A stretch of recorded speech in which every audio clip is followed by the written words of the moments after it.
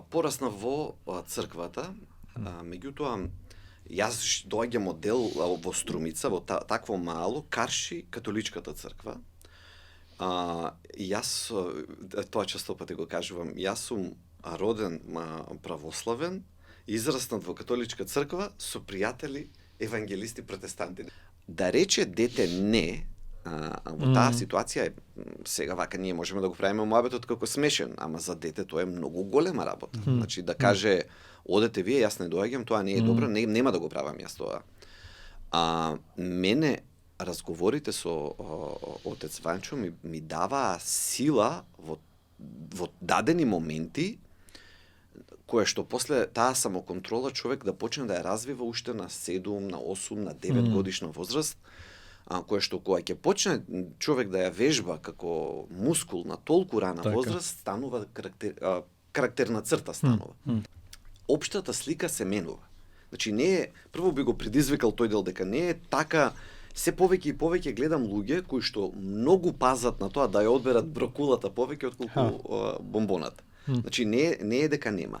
Многу има, во Македонија зборувам, и таа бројка се повеќе расте. Ние влегуваме во една опасна ера на едукацијата, ни ја превзема од раце алгоритмот на децата, ни ја превзема од родители, од наставници, дури и од врсници, сега алгоритмот е едукаторот. И тука мислам дека треба да бидеме 2 пати посвесни и попроактивни, за да го пресретнеме тоа и да направиме нешто околу тоа.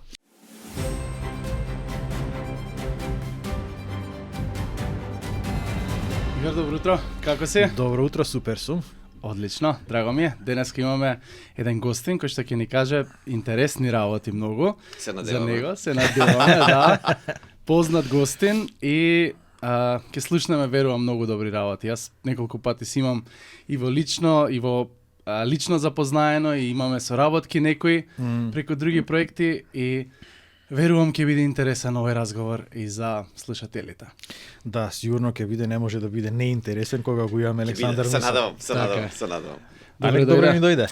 Добро ве најдов и благодарам многу за поканата и со среќа со работата со подкастот, нели баш на тема работа. Да, фала. Почнуваме традиционално со нашите гости едно прашање, што е за тебе работа? Што представува работа за тебе? Го немам никогаш мислено.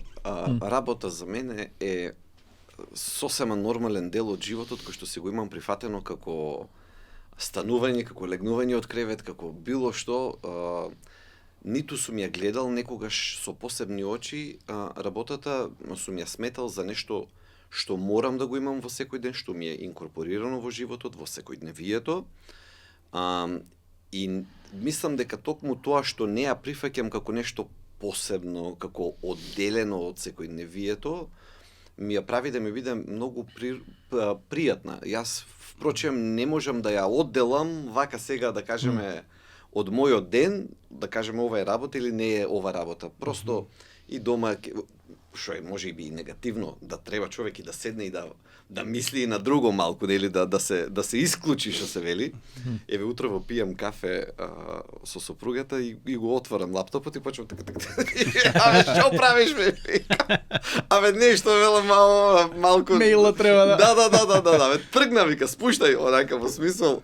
Така што тоа е и негативната страна. Позитивната, верувам, што така ја гледам работата, е дека просто не ја осеќам, значи преминувам лесно во тој мод, да кажеме така на англиски, влегувам во работа без да приметам воопшто.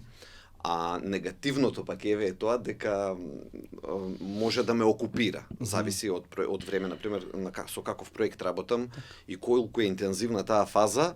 Ако е многу поинтензивна, може да ме смукне, што се вели целосно и буквално цел ден само да е на тоа што некој друг би го прецепирал како работа, ама јас сум во тоа внесен и дали ми го краде, предпоставувам, другото време. Така што не знам да дефинирам. Животот е за мене работа. Значи, кај тебе нема едно премостување, недела вечерва, утре е понеделник. Не, фала му на Бога, одамна го немам тоа чувство, не сум го имал, дека утре е понеделник и што ќе правам утре или како ќе биде одамна. Напротив, јас се трудам во недела да се исклучам колку што е можно повеќе, да испочитувам дека е ден Божи, дека е не е ден за работа, па да не е па тогаш барем само стратешкиот дел го оставам, ај да размислам. Мислењето. Стратегиите да видат само во недела попладне да видат, да. Така што тоа ми е, животот ми е работа. Така го сваќам. Наедноставно кажам. Да. Океј, супер. Не си анонимен за македонците. Мислам дека имаш преку 200.000 следбеници. Преку 200.000.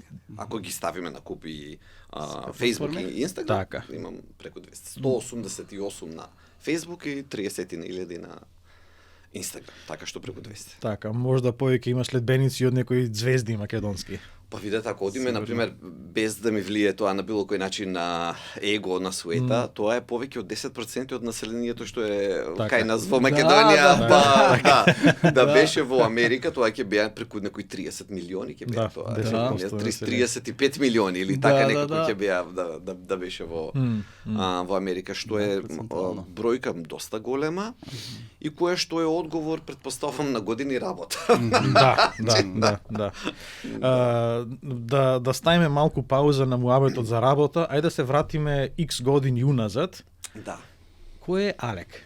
Како младо дете, од кај потекнуваш, каков беше младачкиот живот и како воопшто се дешава некои работи за ти денеска да се најдиш ево како звезда македонска? Да, мене мислам дека најсилно влијание ми имаше тоа што порасна во црквата, меѓутоа јас доаѓам од дел во Струмица, во такво мало, Карши католичката црква.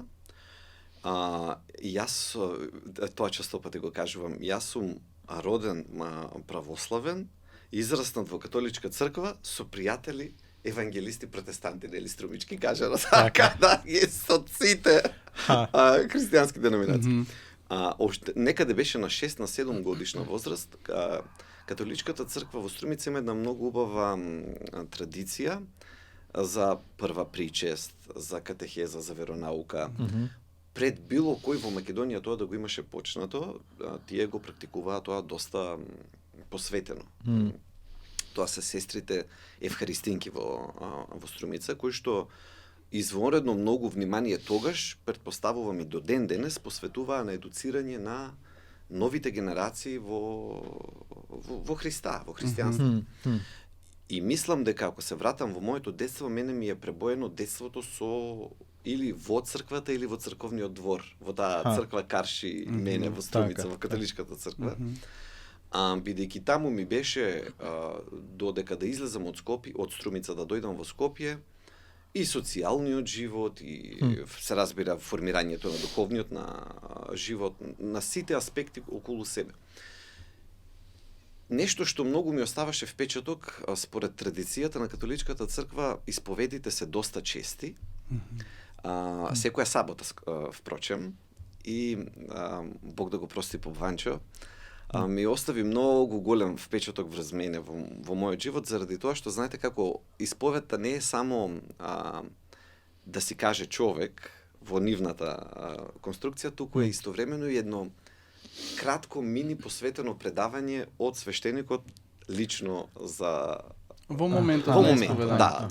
Оти јас си го кажувам мојот дел, се разбира, знаеме нели исповедта како е структурирана, и од друга страна свештеникот си го кажува неговиот дел.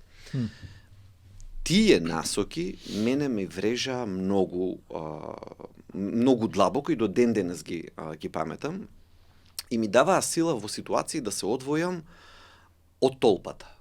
Оти тоа за дете воопшто не е лесно. Например, нели, другарите одат од некоја слива да крадат, се детска работа од веселица, реша некоја, одат да крадат и сега да рече дете не, во таа ситуација сега вака ние можеме да го правиме муабетот како смешен, ама за дете тоа е многу голема работа. Значи да каже одете вие, јас не доаѓам, тоа не е добро, нема да го правам јас тоа. Мене разговорите со отец Ванчо ми даваа сила во дадени моменти, кое што после таа самоконтрола човек да почне да ја развива уште на 7, на 8, на 9 годишна возраст, кое што кога ќе почне човек да ја вежба како мускул на толку рана возраст, станува карактерна црта станува. И мислам дека, кога веќе се вративме толку назад, мене детството ми е таму во дворот на католичката црква во Струмица, со тоа влијание позитивно, во смисол, нели, јас не ги делам, не ги осудувам, не навлегувам во теолошки расправи, значи не сум стручен за тоа. Јас мојата струка е во сосема друг дел, но сум сосема отворен кон сите христијански деноминации, го сметам дека по љубовта меѓу вас ќе ве познаат дека сте мои ученици и толку. За мене тоа е се. Значи нема што повеќе да се објаснуваме како беше филиоквето ли ова ли она, не навлегувам во тие работи, поучени луѓе од мене нека навлезат во тие работи, нека ги објаснуваат. Јас само ќе кажам дека на дете да влезе толку рано во верата, да речеме, мислам дека многу значи. И дека ние тоа треба да го пазиме и да го почитуваме и да го храниме кај идните генерации и дека е една од најголемите услуги кои што можеме на еден човек да му ја направиме. Јас го гледам тоа како позитивно, значи и ценам дека колку повеќе учиме од тој пример, личен еве го кажувам за тоа дека децата да се едуцираат во верата во Христа, толку подобро ќе ни биде живењето и на нив лично и на цело општество комплетно. Другарите викали Александар не доаѓа со нас. Имаше тука моменти секакви. краде треши. Да, имаше тука моменти секакви кога човек влегува во еден да речеме конфликт и тоа нема, тоа е поблаг збор. И учи преку тие мини примери, оти тоа е смешен пример, меѓутоа животот подоцна ќе го изложи човек на многу посериозни предизвици, но верниот во малку ќе биде верен и во многу. Во смисол, ако тогаш не го тестираме тоа, да кажеме, чекајте сега, јас тука мислам дека тоа не е во ред, не го правам. И тој тип на работи, ако тогаш не ги истестираме, макар за едно крадење цреши, кога ќе дојде момент за милиони за тендери, отиде работата. Тогаш веќе малку касно ќе биде. Така што мислам дека тоа е многу силно, многу влијае, останува многу позитивно. И ако треба да се вратам толку назад, јас себе таму се препознавам. Во моето детство е таму. Значи сепак имаше конфликти кои што децата околу тебе ти ги наметна, ама ти успеа ето на тие мали чекори да се избориш, да останеш на твоите уверувања и кои што денеска ги применуваш нели на избегнување на такви опасни теми. Видете, да, се согласувам. До толку повеќе што тоа и го учи човек да го избегне после. Нели? Така. Јас не сметам дека ние сме толку силни битија од аспект на волја, барем не за себе.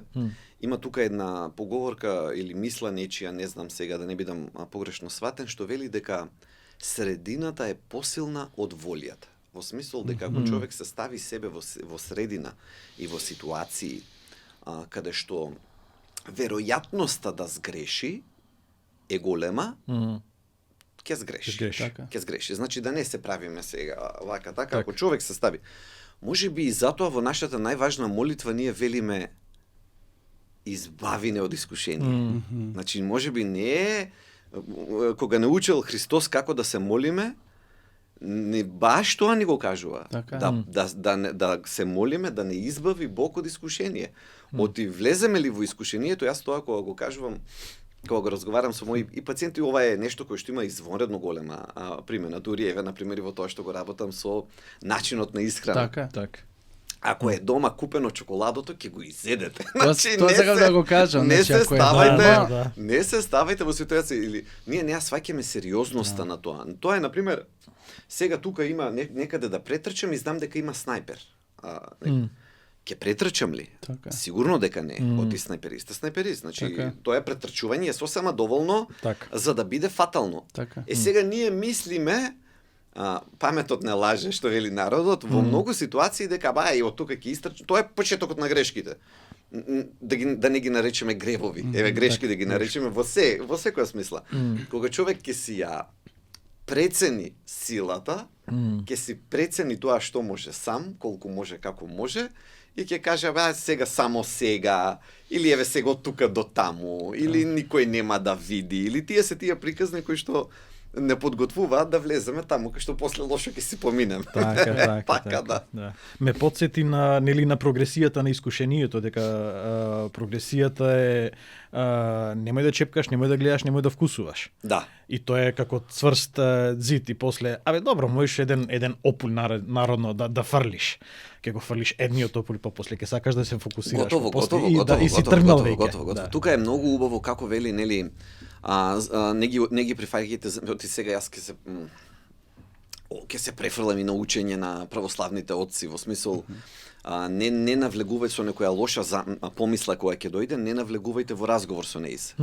Тоа е тоа. Значи, тоа е тоа, ако влеземе во разговор со помислата, да почнеме да се пазариме, малку, вака, отиде работата. Тоа е после веќе само прашање на време, кога човек ќе го направи тоа што иницијално не сакал. Или нашиот народ тоа најубаво го кажал, во поговорките има многу мудрост. Не се клишеа, далеку од очи, далеку од срце. Во смисол, тоа на што сме изложени, да го гледаме, да го перцепираме, е многу поголема веројатноста да влеземе во таа ситуација.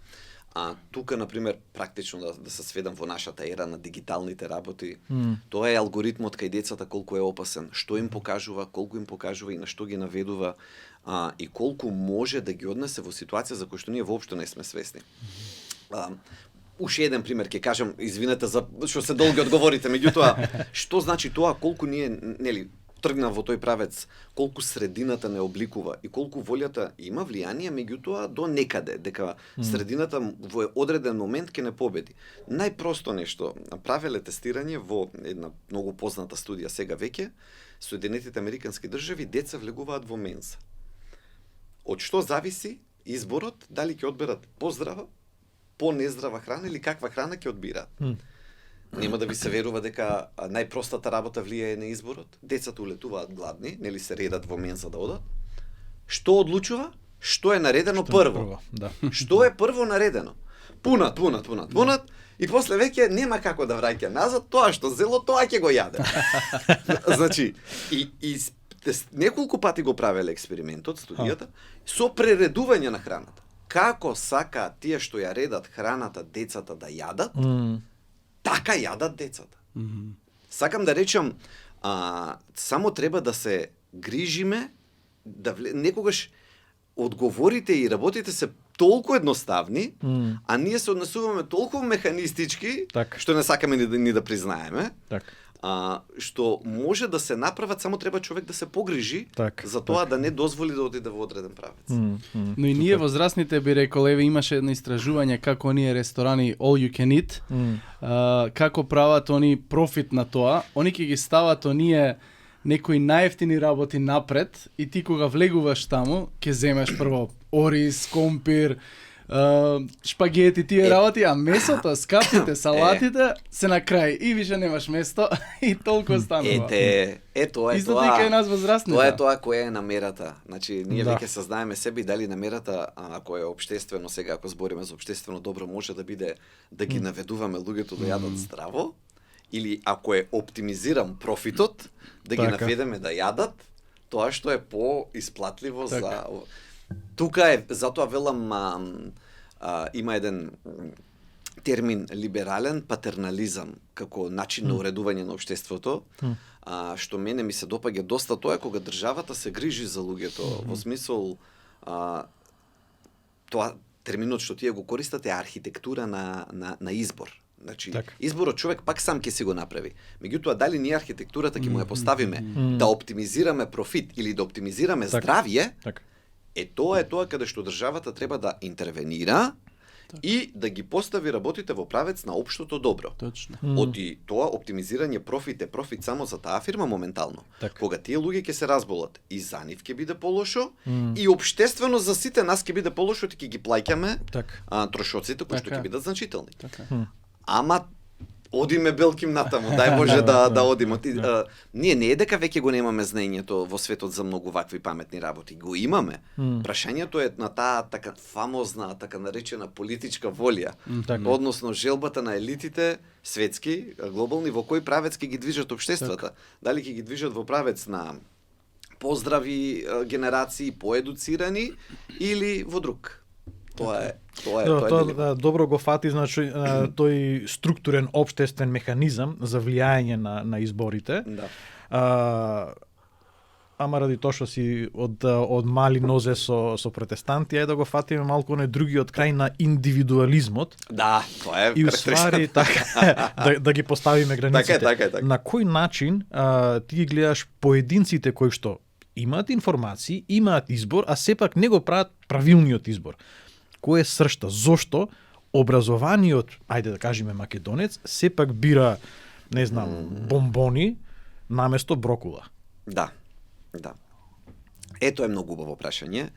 И тука веќе доаѓаме до сепак се враќаме на слободната волја како коренот на христијанството, нели? Ако нема слободна волја, ќе нема ни суден ден. Така, значи, тоа е тоа. Ама тоа е тоа, дека инаку не може човек да биде суден за нешто доколку целосно било. Да. Тоа е. Ќе те судам на тоа што сум ти кажал. Тоа кажал. е сликата Божја, по која што сме направени, тоа е слободната волја. Тука би рекол дека има огромна дискрепанција, јас работам на дневна основа со луѓе. Општата слика се менува. Значи не е, прво би го предизвикал тој дел дека не е така, се повеќе и повеќе гледам луѓе кои што многу пазат на тоа да ја одберат брокулата повеќе отколку бомбоната. Значи не е дека нема. Многу има, во Македонија зборувам, и таа бројка се повеќе расте. И мислам дека тука е прашање на две работи. Прво е прашање на едукација во конкретната област малку подлабоко. Отинели сега ние, првото тоа е најважното. Ние сите вака симплифицирано кажано на една страна брокула, на друга страна бомбона, да речеме. И тука е навидум многу едноставен изборот. Меѓутоа, не е доволен за да направи разлика. Треба повеќе информации и за едното, и за другото, за да го внесе човекот во приказната што ја кажува и едното и другото. Например, кај шекерот, кај шекерите сега веќе не е бомбон, туку јас одам и ги едуцирам и моите пациенти и луѓето кои што ме следат на социјалните медиуми, колку лажици шекер ние внесуваме во денот. Значи, убаво да ја прошириме видикот. Например, ќе ви изненади бројката. Од Савајле тргнуваме, еве го кафенцето, например, ако е благо, 1 до 2 лажички, зависи какво е. Ако има геврече, ако јадеме геврече, еве уште 3 лажици шекер. Некој ќе каже, ама нема. 3 лажици во геврек? Апсолутно, белото брашно, јаглехидратите се шекер. Аха, окей. Така.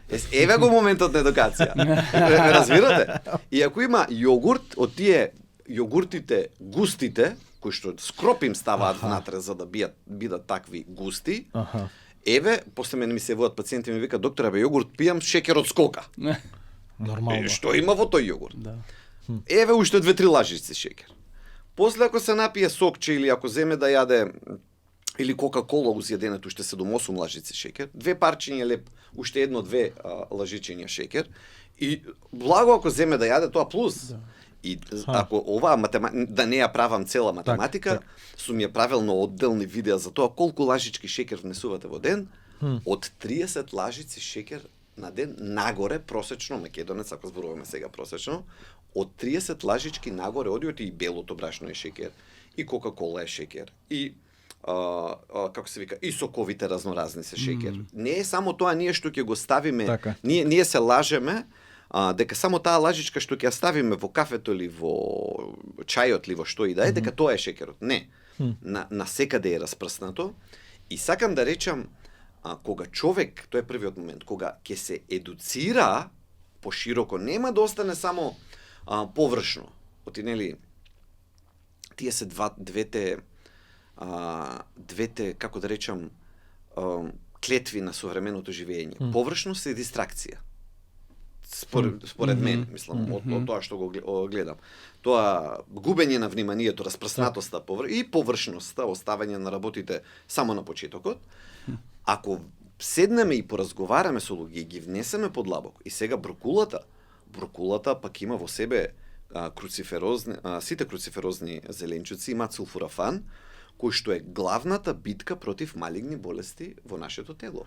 Значи не е тоа еден така со вкус зеленчук, туку тоа е де факто субстанца сулфурафан која што нам ни помага да се бориме вистински против малигните болести, особено во делот на превенција.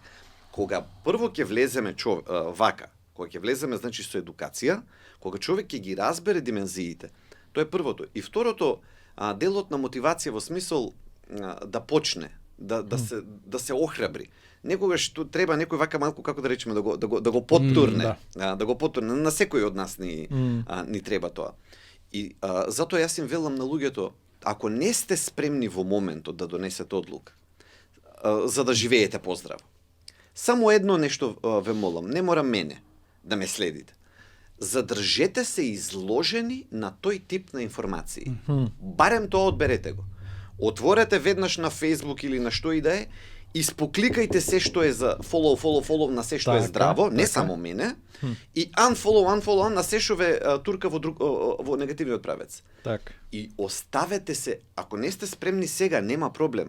Ќе му дојде времето на човек кога самиот ќе биде, но погрижете се да се изложите себе на информации кои што ќе ве однесат во тој правец. За месец ли, за година ли, за 2 ли, за 3 ли, ќе се озрее нешто и ќе каже човек, не ќе веќе благо кафе.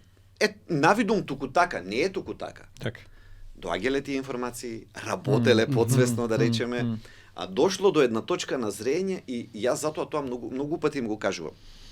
Ако не сте спремни, нема проблем, но едно е најважно, оставете се себе си систематски изложени на тип на информации кои што во еден момент ќе ве турнат. Луѓето со цигарите, со пушењето, во ред, нема проблем. Но не вртете глава. Кога тргнав на почетокот да пишеме еден многу убав пример, старт 2018-18, доктор Митов почна како блог, да не речеме на некој начин, или веб страната.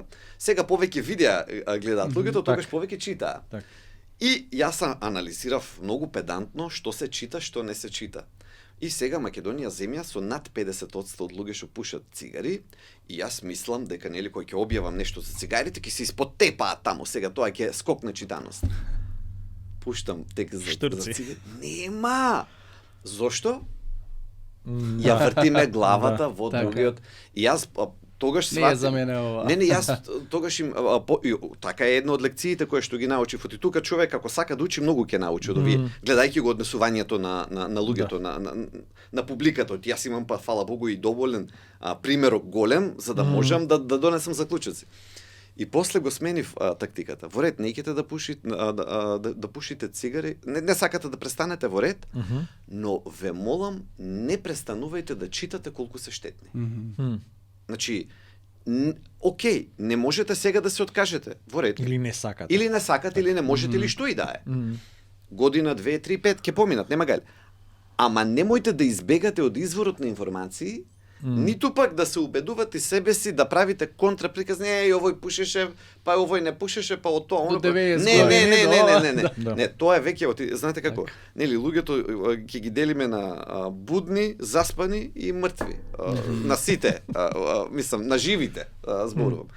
Ако човек, многу е битно, ако не е во втората категорија, барем да се остави себе во првата, ако не е во живите, да се остави во заспаните.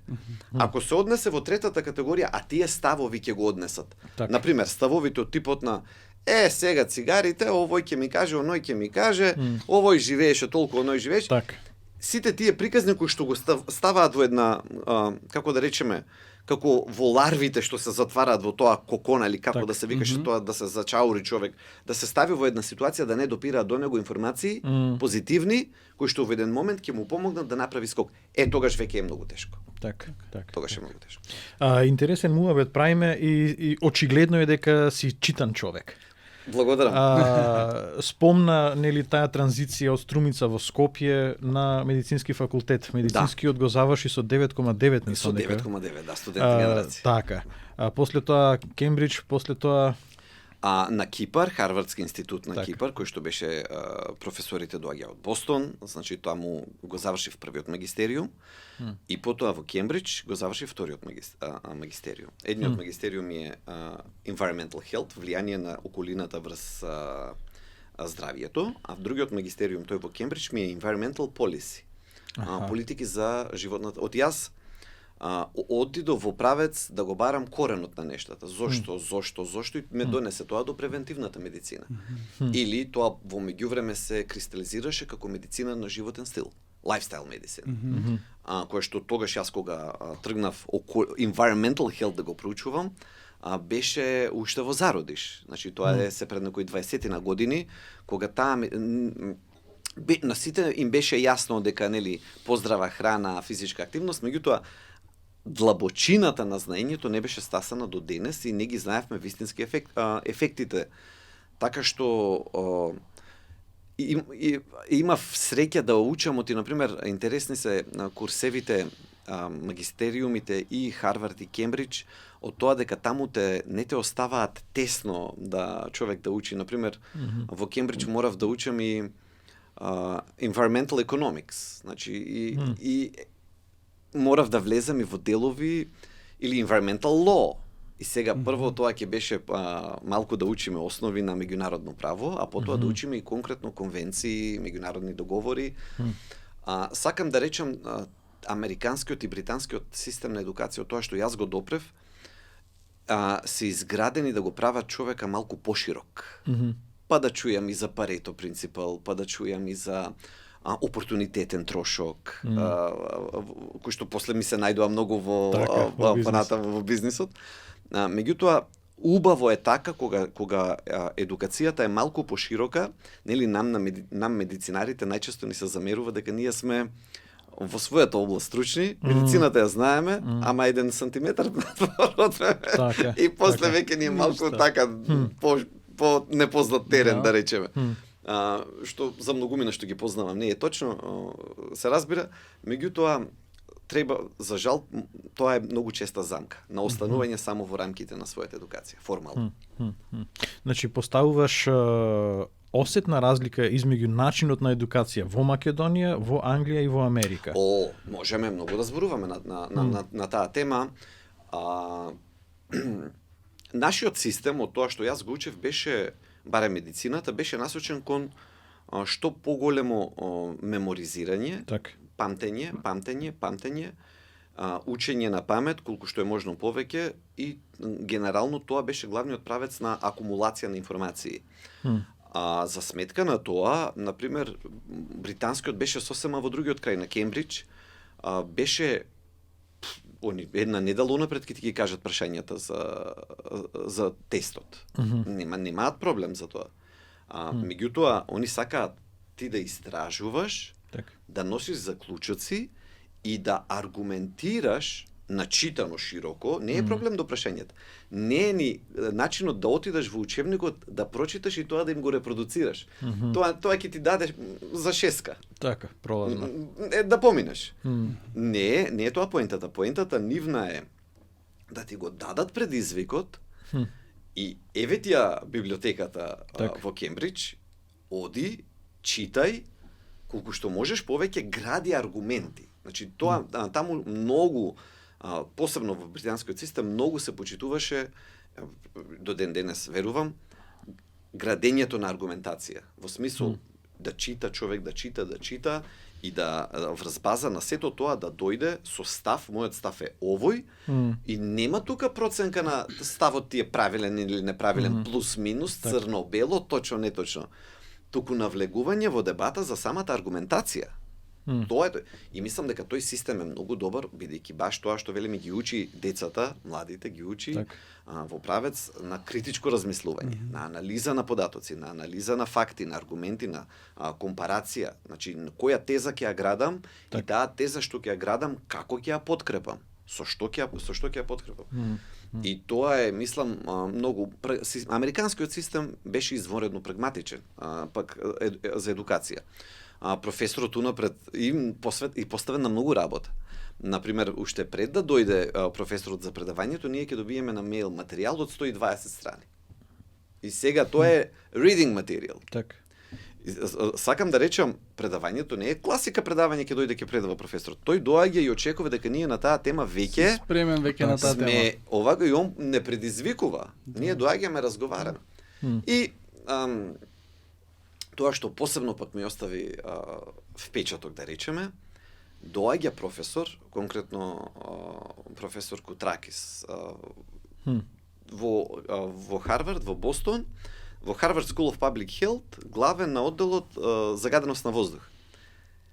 Уште пред да дојде, ни ги имаше сите анализирано во детали од класот сликите, за да не препознае кои сме. Значи, не имаше научено по име според сликата, и ни ги имаше научено бекграундот за секој од нас. Колкав клас? Меѓу 30 и 40 отприлика. Свака част. И сега он влегува, добар ден, и ми оди, Алекс. И сега, ние му викаме Sir, no, John. Во смисол, да сака да му се... Пријатели сме. Апсолутно. Значи, ако сакаме, нели, еден куриозитет за тоа, во однос на, нели, кај нас ставот на... Тоа е човек кој што е докториран и предава на Харвард. Значи, не е тоа... Мислам, тоа е човек што има еден куп на патенти позади себе, кој што го решил загадувањето на воздухот во Сантјаго де Чиле. Значи, сакам да речам, тоа се луѓе кои што се со многу сериозна историја. И доаѓа на часот и не кажува секој име и влегува во дискусија конкретно како ме разбирате, тоа е многу убаво нешто кога ќе го осети човек, и јас го посакувам тоа на деца, на студенти, на млади, да се почувствуваат препознаени уште од старт, иако се они на почеток на кариерата, да се почувствуваат препознаени, почитувани, ценети.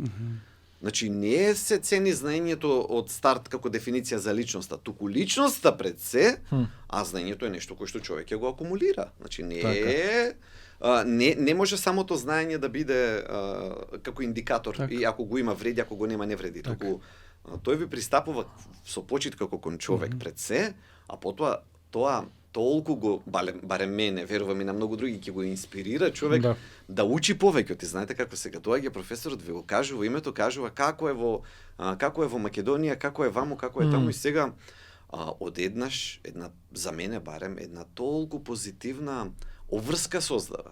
Значи, јас не можам да го разочарам овој човек, јас не можам да не го учам овој предмет. Па што сака нека е. Значи, мене на човечко ниво ми е непријатно, тој нешто да ме праша мене, јас да не го знам.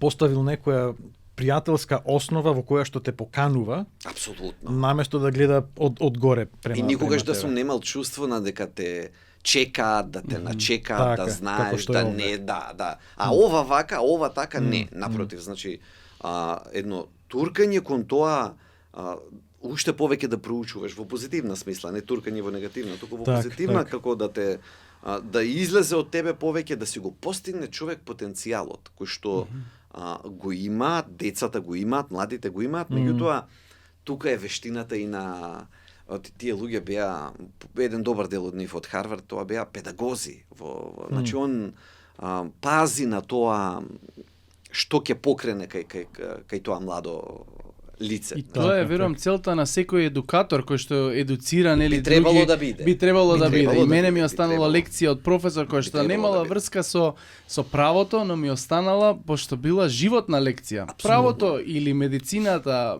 машински, електро, ќе го научиш после од книги. Да. Но оној момент кој што треба да те научи еден едукатор, еден професор, е она што еве тоа чувство те носи во животот понатаму. Имено, видете, јас и да ги пофалам, како да речам, и во мојата гимназија, во Струмичката гимназија, која што беше една од подобрите во бивша Југославија, значи да не биде само Харвард дека го фалам, значи имаше професори изворедно квалитетни. Тоа се надевам и сега да биде точно барем во еден дел од тоа што беше. Меѓутоа во гимназијата во Струмица имавме и педагози и едукатори кои што еве вака ми оставиле желба за предмет кој што и да не сум го сакал толку заради професорот што се вели, заради наставникот да го убеди тој млад човек повеќе да се вложи.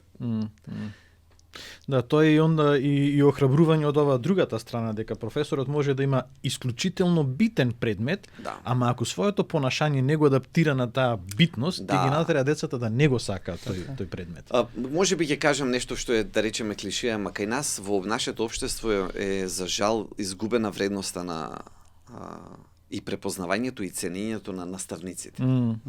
Значи, знам дека кажувам нешто што е општо познато, а меѓутоа не можам да не го кажам. Не можам да не го кажам во смисол дека таа професија значи многу и ние веќе пак не треба да сме ич паметни. Еве ни ги скандинавските земји, да научиме примери од нив како се вложува, колку се вложува и што се прави во однос на тоа наставниците да бидат ценети повеќе. Јас имам многу среќа во државно училиште кај нас за моите деца да видам фантастични наставници. Значи ги има, ама јас не чувствувам дека ниту општеството ги препознава и цени, ниту дека фамозниот систем, што како збор го избегнувам секогаш, еве да го кажеме сега, дека ги знае да ги награди, да ги цени. Останува на лична и да ги награди едноставно. Останува на тоа лично тие што ја гледаат сатисфакцијата во тоа и да си го работат тоа што го работат, без при тоа да добијат, еве не знам, символична, нека не се во пари, нека се во слободни денови. Нека е во било што да има моќ директорката на тоа училиште да земе да каже секоја чест Марија, еве на пример, да каже за ова што вака задоволни, вака што се трудат. И знаете како ние се плашиме кога има некое надгледување, ние се ќе не фатат сега станува ситуацијата. Ама не треба да е така. Надгледувањето зошто да не биде за обратно да го поставиме, за тие што заслужуваат да бидат наградени. Еве така да го поставиме. Тоа па не ни чини, па после па љубомора ќе ни се активира. Ама така е. Ние сме нели човели народот нит се тера, нит се води. Значи ние ако е за негативно не икеме за да не казнат. Ако е за позитивно пак одма ќе премине сега па она толку многу беше. Сакам да речам ни фали тоа, еве за наставниците кога отворивме дискусија. Тука, ако сакаме државата да не има просперитет, пројдено е времето, вчера требало, ама и денес и утре да биде, на наставниците да посветиме многу поголемо внимание. И не само во делот на покачување на плати. Тоа е само почетокот. Тоа е само почетокот. На континуирана едукација, на награди за тие што се трудат. Значи, има многу убави примери за тоа што се можеме ние да направиме во делот да се дигне и позицијата, и респектот, и придобивките, бенефициите, за тоа што ние влегуваме во една опасна ера на едукацијата, ни ја превзема од раце алгоритмот на децата, ни ја превзема од родители, од наставници, дури и од врсници, сега алгоритмот е едукаторот. И тука мислам дека треба да бидеме два пати посвесни и попроактивни, за да го пресретнеме тоа и да направиме нешто околу тоа. Битна тема, мислам дека ќе треба ние уште еден подкаст. Ние можеме прв дел, втор дел. Две илустрации и едно после прашање. Спомна за тоа дека имаме потреба да внимаваме што наградуваме и што казнуваме. И можда проблемот е во тоа што на таа наша контролна табла во животот немаме некое сијаличе кое што ќе ни светни дека ако овој човек направил некоја грешка ќе светни црвено, ама од друга страна немаме некој показател кој што ни кажува колку добро некој прави. Не ги мериме добрите работи за да можеме да ги наградиме како некоја теза и после еден како илустрација, лична илустрација, додека се возев, додека живеев Хрватска, најдував често на едни како сообраќајни знаци беа. Значи имаш радар кој што ти ја мери брзината и ти ја покажува брзината и ако си под таа брзина ти пушта смајли.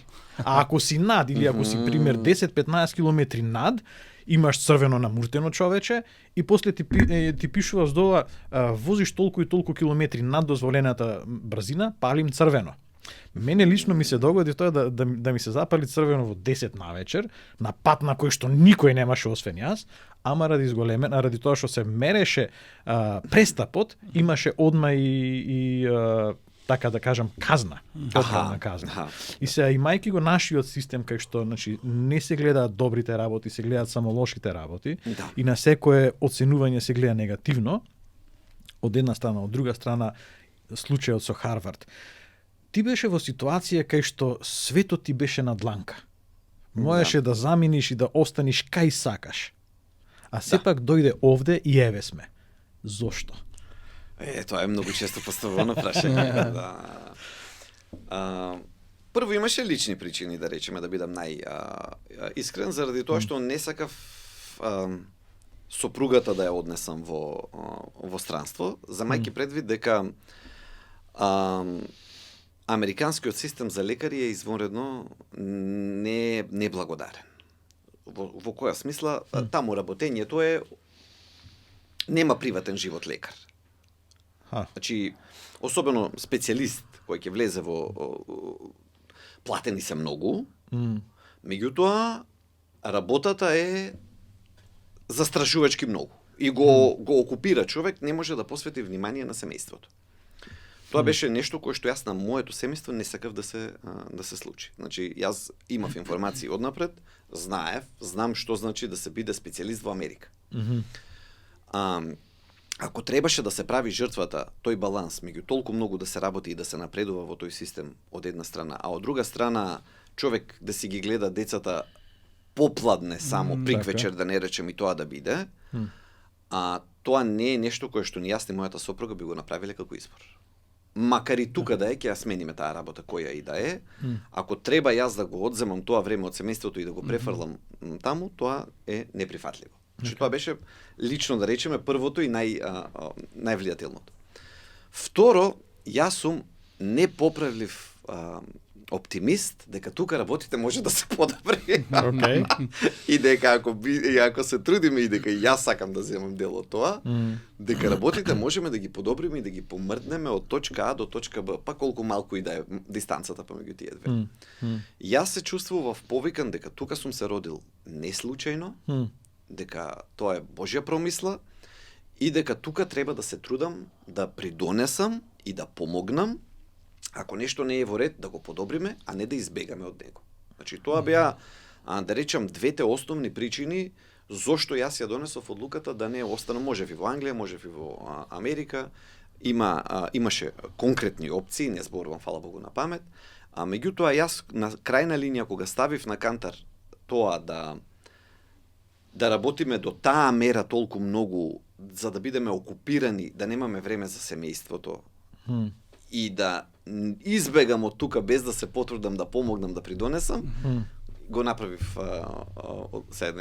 прашајте сега дали се кам или не се кам после 25 години. Многу интересно она што кажа, обично оние луѓе кои што се многу успешни и целат кон високи цели, многу постигнуваат, обично го запоставуваат семејството. Ти кажа нешто многу убаво што и стварно јас се согласувам и сакам и за себе да го направиме оној дел кај што да го ставам семејството на прво место. Мојата работа е секој пат исто многу битна, бидејќи вредноста која што ја носи со својата работа и секој што ја носи во својот сектор индустрија треба да донесе вредност за другите, нели тоа е основата. Како тој баланс го направи и таа мотивација да ја имаш со 3 деца кои што се помали, кои што бараат внимание, но сепак и твојот бизнис, брендот бара многу твое внимание. Така е. Знаете како, едноставно кога се за децата во прашање, јас немам дилема. Значи, исклучувам се друго. Например, многу пати ме канат на емисии наутро од Сабајле, се од најпростото да почнам. 7-8, кога многу од телевизиите почнуваат утринската програма и тоа се најгледаните периоди. И јас во цела кариера дали сум прифатил 2-3 пати да отидам на такво нешто. Зошто? Заради тоа што тоа е периодот кога јас ги носам децата на училиште или на градинка.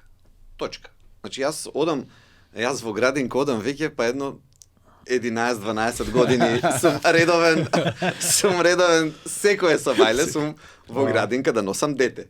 Првото ли, второто ли, третото ли, јас во градинка секое сабајле сум на скоро 12 години редовен. И потоа на кај 2,5 или 3 или 3,5 ги зимам нас. Тоа е прво. Второ, има ли представа, има ли одење во, како се вели, на систематски преглед, на забар, на ова, на она.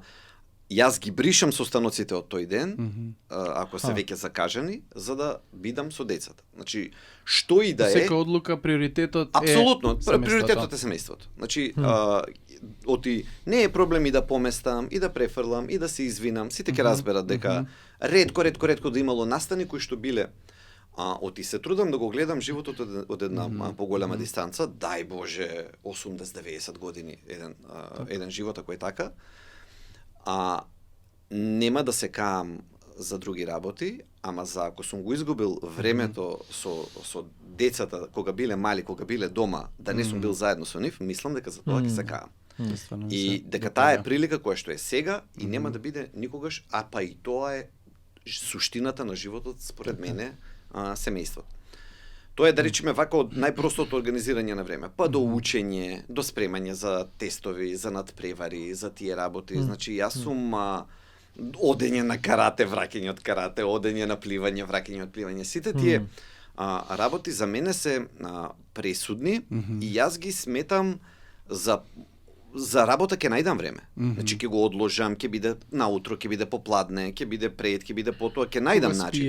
Да, па не, за кога се договаравме и во кое време да се видиме, ај покасно малку, имам обврска со децата.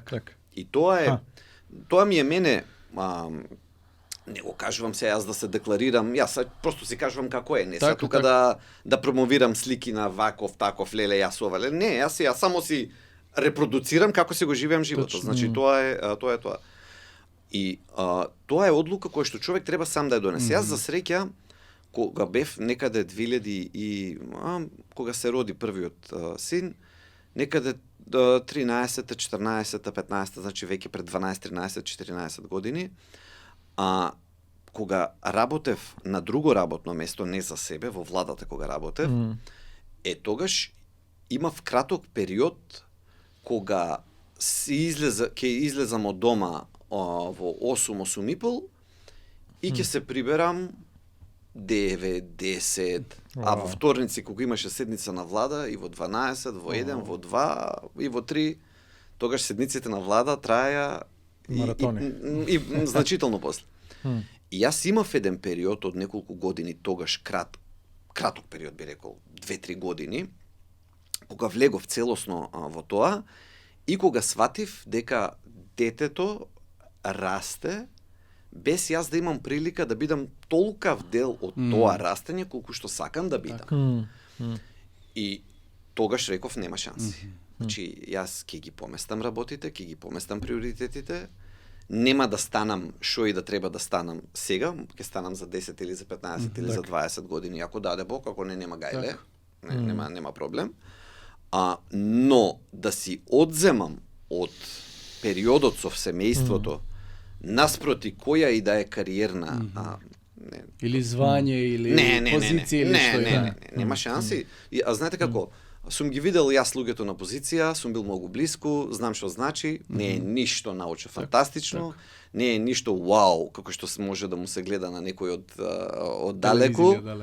Напротив, носи многу проблеми, носи многу стресови, носи многу нелагодности и ситуации. Кои што и децата многу ги чувствуваат. Апсолутно, и човек просто тоа е црешата пред која што човек треба да каже не, јас таму не одам. Значи тоа е иако сите викаат ајде бе, сите прават тоа е бе, види ова, тоа е моментот кога човек треба да каже не, тоа за мене сега не е добро и за моето семејство. Ако дојде период за 5, за 10, за 15 години, можеби ќе разгледаме, тогаш ќе видиме, но јас ценам дека сега тоа не е добро за моето семејство и заради тоа нема да го направам. Така. Една мисла што имам некаде слушната е дека од овој свет што можеме, единствено нешто што може да понесеме се нашите деца. Не можеме ни титулата, ни парите, ни ништо, него нашите деца и она што ние ќе го оставиме во нив, што ќе го посееме во нив. Вера работа и семејство треба да подкастот. Да. Може. Да. Меѓутоа јас тоа е, нели, јас секогаш кога зборувам на секоја тема, може да звучи како проповедање, ама не проповедам, во смисол јас си го кажувам тоа што јас верувам, што го живеам. И секој си е слободен, од Бога му е дадена слободната волја, не од мене, фала Богу, да си живее така како што сака. Сакам да речам, јас го кажувам мојот пример со нула осудување за кој како сака да си го живее својот живот. Впрочем, нели, секој одговара пред Бога, во ниту еден случај не пред мене. Така што сакам да го кажам дека мојот стил на живот кога го кажувам, не ни помислувам да кажам јас сум во право, тоа е во криво, моето е добро, вашето е лошо. Не, јас сум дошол со искуство до оваа точка, ценам дека така треба, така терам, без да биде насочено на ниту еден начин негативно кон други. Твојот слоган или мото е лекуваме причини, не последици. Тие се често пати нели физички може да бидат, но дали имаш некое размислување во однос на духовноста, во однос на целокупното битие? Ние не сме само физички битија. Како би можел еден од слушателите или еден човек кој што не размислувал на тие теми, што би значило тоа мото во покрај физичкиот или во духовниот живот? Има тука еден омилена гранка сега на медицината или на психијатријата, која што е омилена на мојата сопруга. Тоа е психонеуроимунологија. Се видите до каде доаѓа медицината. Психонеуроимунологија. Има и други слични дисциплини. Меѓутоа, тоа што велите систем психо или психи на грчки душа, тоа што ни е системот на вредности, телото го преведува во во невролошки сигнали, трансмитери, симптоми кои што простројуваат низ цело наше тело, и имунологија, односно колку цело едно е поврзано во однос на тоа што потекнува од нашата централна духовна состојба. Од таму, мислам, убеден сум дека извира нешто кое што потоа проаѓа низ цело наше тело и одредува работи кое што современата медицина уште не ги знае. Пример, медицината уште современа не може да објасни зошто социјалните моменти се побитни во некои случаи од тоа каква храна јаде човек. Социјалните моменти во смисол во тие селата каде што ги проучуваме, каде што има така наречени сини зони, blue zones во светот. 100 годишњаци што живеат повеќе. Така е, каде што тие се луѓе од 100 години нагоре. Испаѓа дека во математиката дека тоа што тие луѓе толку блиско комуницираат со средината, дека никој од нив не живее осамено, туку си се дружат, се комуницираат, имаат. И сега дали е тоа во грчките села, дали е во италијанските села или е во Окинава, во Јапонија, сите ја имаат таа карактеристика на меѓусебна комуникација, на врски со своите врсници пред се, но и со останатите во општеството. И дури некој се сетил да прави анализа за тоа дали е тоа побитно во однос на овие други фактори на храна, движење се. Сите тие се битни, меѓутоа не можеме баш лесно на кантар да ги ставиме и да кажеме тоа е помалку битно, тоа е повеќе. Во смисол, медицината уште не знае да ги објасни овие суптилни моменти на тоа како е човекот, како се чувствува, во што верува, кој му се најинтимните, највнатрешните мисли и убедувања и ставови, како тие се прелеваат во тоа што е дури и физичко здравје. Така што да лекуваме причини, не последици, не застанува во причини само во храни се вака, има и физичка активност, спи доволно, туку оди и чекор уште понапред, во смисол на тоа на таа ментална хигиена, или ќе ја наречеме светоглед, или духовен живот, или убедување кој што човек го има.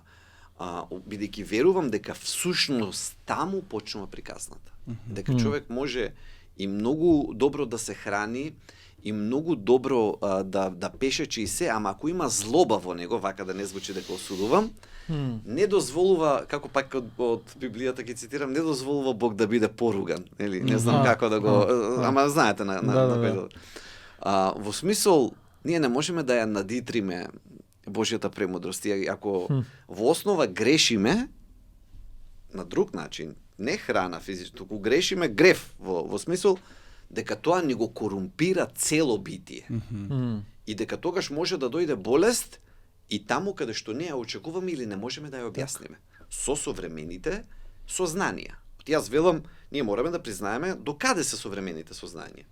Веројатно прилично рудиментарни. Па ние пред скоро го откривме вистина, пред 20 години кога почнав јас со овие патешествија, храната беше трендот. Вау, што може храната? Епигенетика беше тогаш, леле, што туку се одвои од генетиката како наука. 20 години. Пред 10 години микробиомот почнавме. Сега практично во сега ставаме микробиомот. Имунитетот зависи, расположението зависи, ова, она, мозок, се сега врзуваме со микробиомот. Така што мислам дека и науката е многу рано во својот развој и уште ќе имаме што да се изненадуваме и да учиме. Значи, ако добро ти ја разбрав целата таа слика, позитивните уверувања влијаат позитивно на и менталното и на физичкото здравје, така, ама во иста мера негативните верувања или погрешните верувања би влијаеле негативно на здравјето. Така е. Моето убедување е тоа. Така.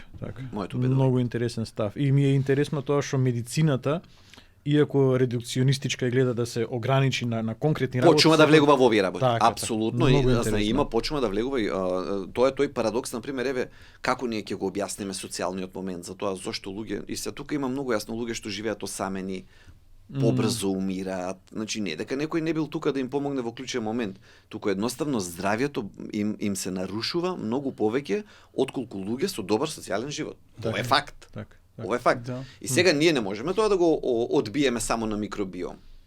Значи тука има и некои други работи кои што верувам дека ние уште не ни се јасни. Вибрации, енергии, гревови, негревови работи ќе ги научиме. Значи науката ќе стаса за 5, 10, 15, 20 години, 100, па да не зборам, ќе стаса до точка кога овие работи кои што сега уште ни се малку интуитивни, да речеме, тогаш ќе ни бидат сосема јасни. Супер. Да, Библијата често пати нели имало ситуации каде што човек кој што направил греф следувало и после тоа казна, нели има и простување имаме, но со самото тоа што го спомна во смисла на гревовниот дел е онака што може да донесе некоја последица негативна. Знаете како јас тоа го објаснувам најпросто кажано, со тоа што е природен и противприроден живот. И тука, ова е само еден збор, меѓутоа тука е цела емисија за природен наспроти противприроден живот, што спаѓа. И тука мислам дека кога одиме против природата, така да го кажам, како што е било устроено да живееме, последиците доаѓаат и можеме да се чудиме зошто се вакви, такви и ги има, меѓутоа основата е тоа.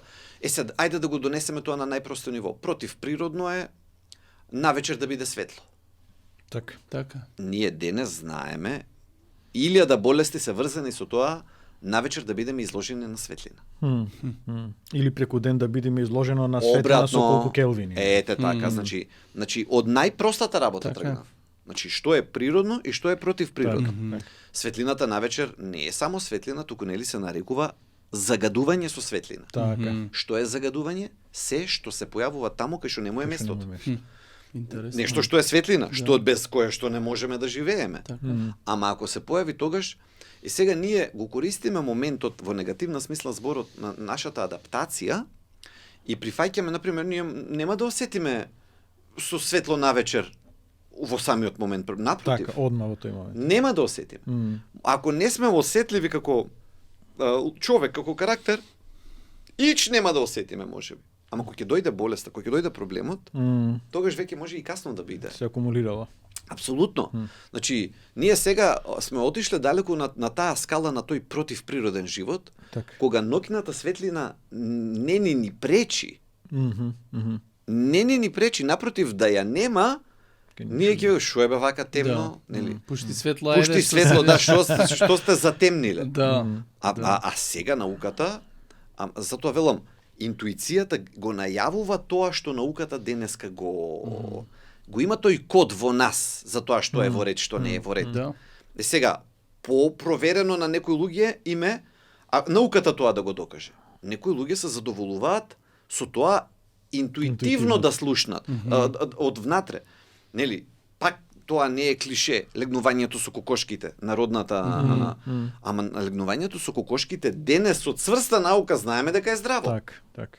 И дека ние тој сега термин имаме циркадиен ритам на мозокот и на хормоните, всушност треба да биде, ние треба со очи, најпросто вака најнародно, ние со очи треба, на нашиот мозок му треба со очи да види светлина на изгреј сонце и светлина на зајди сонце. Тоа е на нашиот имун систем и на нашиот нервен систем и на нашиот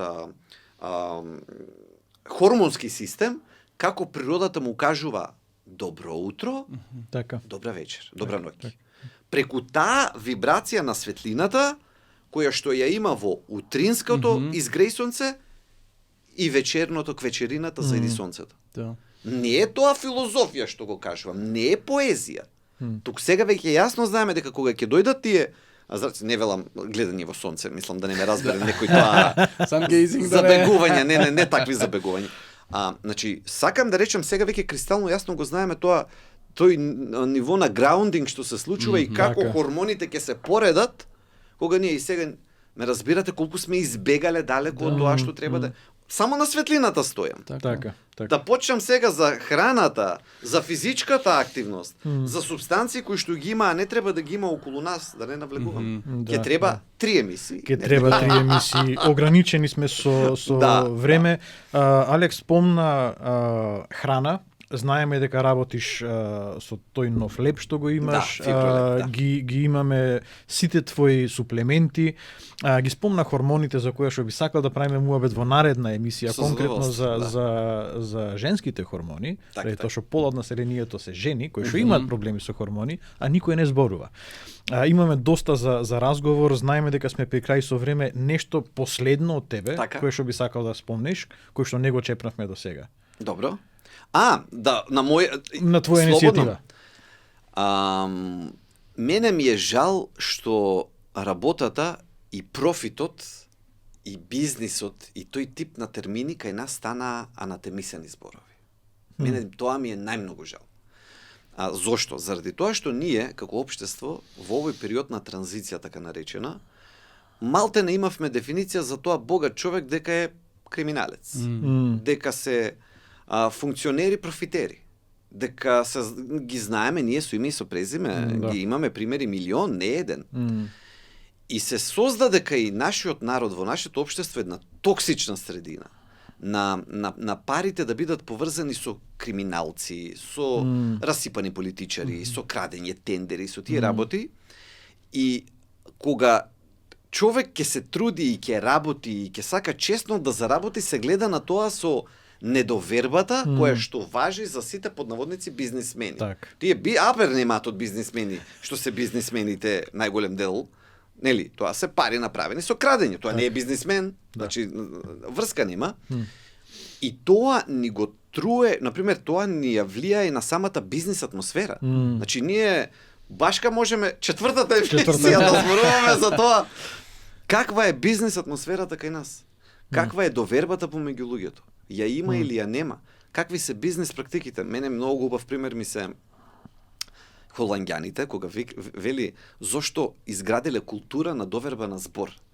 Јас тебе ти ги давам парите сега и ти треба да одиш до Индија да го купиш тој зачин и да се вратиш живи здрави за 2 години и да ми ја дадеш робата, за кој што јас сум ти ги дал парите сега. И таа култура просто се развила на основа на доверба. На долгорочна доверба, на долгорочна соработка. Можете да се вратите во периодот на Итар-Пео и да му ги дадете парите кај нас да оди до Истанбул, да оди да купи нешто и да се врати. Ќе оди ќе живее во соседното село со тие пари. Значи нема никош повеќе да го видите. За жал ние имаме за поправење одамна работи кај нас што се наследени од турски периоди, од се, без никого да обвинувам, ама таа е средина, ние мораме да ја препознаеме. Нели, ние ќе кажеме што ќе кажеме во фини зборови, ама не можеме сега глупи да се правиме врз основа на реалноста што ја гледаме, и ако нешто не чини, нема да го кажеме можеби со најгрубите зборови, но сепак ќе ја дијагностицираме. Еве ја состојбата. Една од тие е таа недоверба која што кај нас постои и ја труе на атмосферата. Мене ми е тешко заради тоа што јас сакам да работам честен бизнис. Значи на заработени честни пари, платени даноци, дадени пари на добавувачи, се подмирено, платено на државата, платено на вработените честно. Таа слика уште кај нас ја нема во држава. Мислам, меѓународот зборам. Општо. Веднаш некако помислуваме дека се нешто има задна намера, дека се кај нешто, со врски, со тендери, со држава, со ова, со она, со криминал. Ние, за жал, успехот под големи наводници, во материјална смисла, 30 години наназад, научивме во негативна смисла да го гледаме. Научивме да го гледаме, кој ќе видиме, не го прашуваме прашањето и што направил тој човек, алал да му е, во смисол бизнис, делка, позитивно нешто, што открил, до што дошол, толку свикаме, што направи тој сега, кај нешто, од кај париве. Ама и за жал во право сме дека 99% од случаите така е. И тоа ми е жал што е така, оти мислам дека влие многу негативно и не кочи во тој дел, барем од моја. Има мала група за охрабрување преку разни програми кои што помагаат, инкубатори и некои како нашата Growbiz програма, кои што млади луѓе кои што стварно имаат идеи, сакаат да развијат, сакаат тука да направат нешто. Би ги охрабрил максимално, максимално би ги охрабрил и се радувам на успех. Тендери, него и се радувам на успех. Што можам да направам со моите вештини? Апсолутно, и на такви луѓе, на млади треба да им се помогне. Јас на секој од нив на успех се радувам. Не само на помлади, и на возрастни, и на повозрастни, на сите се радувам на успех, честно постигнат. Апсолутно нема зошто да не се радувам. Ние така одиме сите напред. Точно. Тој човек кога создава добро и за него, и за државата, и за вработените, и за тие што ги користат продуктите. Апсолутно. Значи, ние треба да се навикнеме во тој правец да се развиваме и да се поддржуваме меѓусебно, да се викам браво, се радувам што одиш напред, што успеваш, што функционираш, што ти расте фирма, број на вработени, број на фирми. Значи, ние тоа треба да го ставаме во смисол на честитки, на охрабрување, посебно кај младите, а не да биде во негативна конотација. Супер. Па дел од ова наша иницијатива за вера и работа е баш тоа да се идентифицира, да се каже ова е дијагнозата, за после да можеме да имаме ние правилни, добри, наредни чекори за тоа како треба да вистина да се гледа и на работа. Да ги лекуваме и ние причините, а не последиците. Така, и да го вратиме, да речем, муабетот назад во нели таа добра слика која што ја кажа во Струмичкото мало, кај што си ти роден во православна фамилија која што ајде да го земе православието како систем на верување која што вреднува традиција од една страна, после да го земе католицизмот како некој систем на верување кај што се гледа на тоа општо добро, нели самиот термин на општо добро е од оваквот од католиците и да ги земе тие протестантски пријателчиња кај што индивидуата сепак е во фокус и работливост. И тоа е голема разлика помеѓу останатите што ги работливост. Работливост, почитување на традициите и ciljaње на општо добро. Да. Алек, фала ти за гостувањето и гледаме наредно за втората, третата, четвртата. Со задоволство. Благодариме.